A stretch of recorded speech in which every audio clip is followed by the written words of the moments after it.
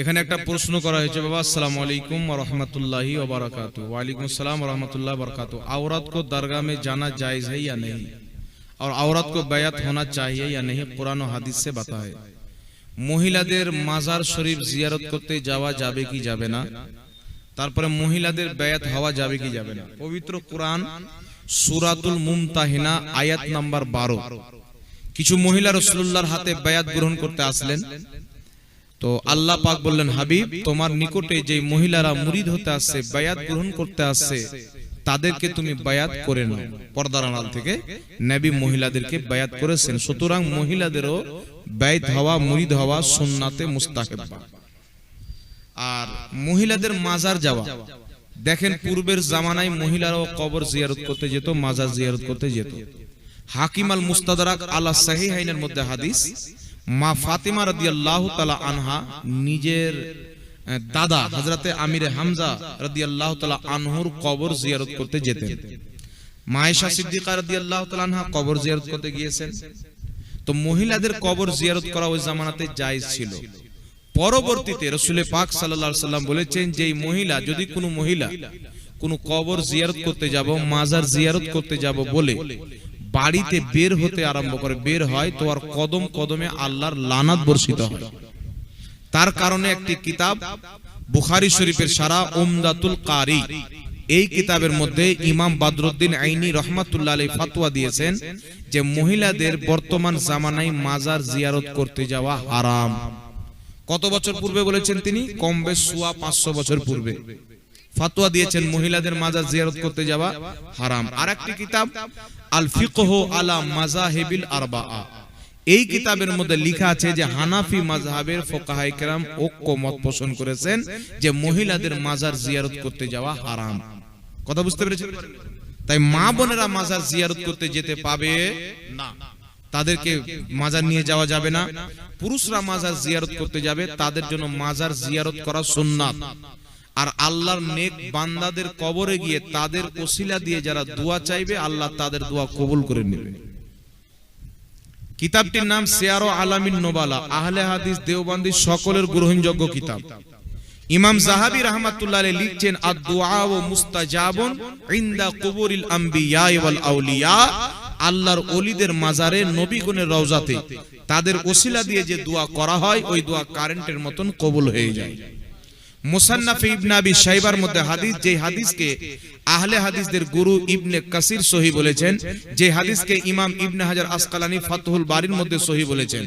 হাদিসটি কি, হযরতে ওমর ফারুকের জামানায় বৃষ্টি বন্ধ হয়ে গেল, অনেক দোয়া করছেন, ইস্তিসকার নামাজ পড়ছেন, বৃষ্টি হচ্ছেন না। তখন তিনারা কি করলেন? নবী মুস্তাফার রওজাতে গেলেন। আল্লাহর নবীর রওজাতে গিয়ে নবী মুস্তাফার ওসিলা নিলেন, আল্লাহ পাক তাদেরকে বৃষ্টি দান করলেন। জোরে বলেন সুবহানাল্লাহ। তাফসীর ইবনে কাসিরের মধ্যে হাদিস, একজন সাহাবী নবীর ইন্তিকালের 3 দিন পর রাসূলুল্লাহর সঙ্গে সাক্ষাৎ করতে যাচ্ছেন। 3 দিন পর যখন সাক্ষাৎ করতে গেলেন, খবর পেলেন আল্লাহর নবী ইন্তিকাল করেছেন। তখন নবী রওজা মুবারকে পরিবেশ হলেন।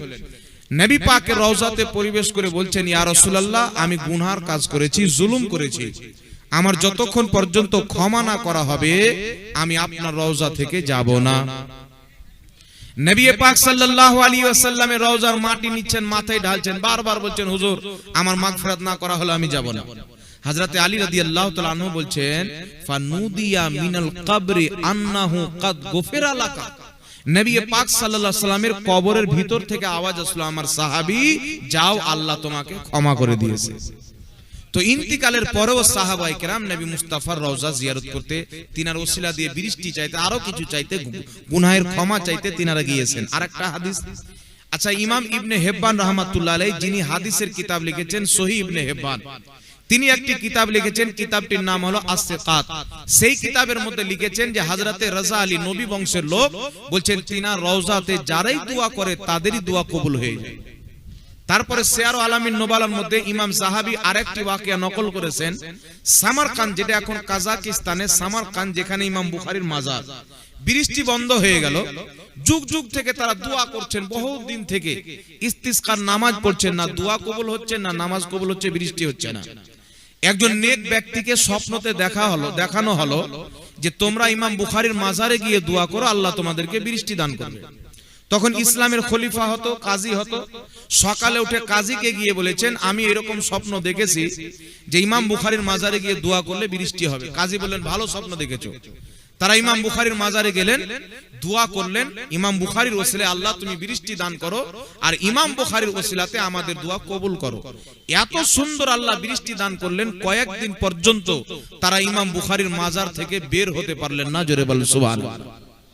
ইমাম শাফি রাহমাতুল্লাহ আলাইহি বলছেন, যেটাকে ইমাম ইবনে আবিদিন শামী ফাতাওয়া শামীর মধ্যে লিখেছেন, ইমাম শাফি রাহমাতুল্লাহ আলাইহি বলছেন, যেই ইমাম শাফি মুজতাহিদে মুতলাক, বহুত বড় ফকিহ, লাখ লাখ হাদিসের হাফিজ, তিনি বলছেন, আমি যখনই কোন মুসিবতে ফাঁসতাম ইমামে আজম আবু হানিফার মাজারে যেতাম, তার মাজারে গিয়ে দোয়া করতাম, আল্লাহ তার বরকতে, তার ওসিলাতে আমার মুসিবত দূর করে দিত। জোরে বলেন সুবহানাল্লাহ। তো এটা নবী মুস্তাফার জামানা থেকে, সাহাবার যুগ থেকে চলে আসছেন। নবীগণ ওলিগণ যদি দুনিয়াতে থাকে তবুও তাদের ওসিলা দিয়ে দোয়া করলে আল্লাহ কবুল করে। তারা যদি কবরে থাকে তাদের কবরের ধারে গিয়ে তাদের ওসিলা দিয়ে দোয়া করলো আল্লাহ কবুল করে নেয়। যারা বলে ওলিদের ওসিলা নবীদের ওসিলা চলবে না, আমি চ্যালেঞ্জ করছি তাদের কাছে কোনো দলিল নাই। তারা মিথ্যা নিজের বাপের বাড়িতে তৈরি করা ধর্ম প্রচার করে, আর তৈরি করা ধর্মকে তালাক দিতে হবে, সাহাবায়ে কেরামের নবী মুস্তাফার ধর্মকে কলিজাতে লাগাতে হবে। জোরে বলেন সুবহানাল্লাহ। এই জন্য পুরুষরা মাজার জিয়ারত করতে যাবে, সেখানে গিয়ে তাদের ওসিলা দিয়ে দোয়া করবে, তবে চুম্মা চাটি করবেন না, সাজদা করবেন না। বুঝতে পেরেছেন? মহিলাদের মাজার জিয়ারত করতে যাওয়া জায়েজ নয়।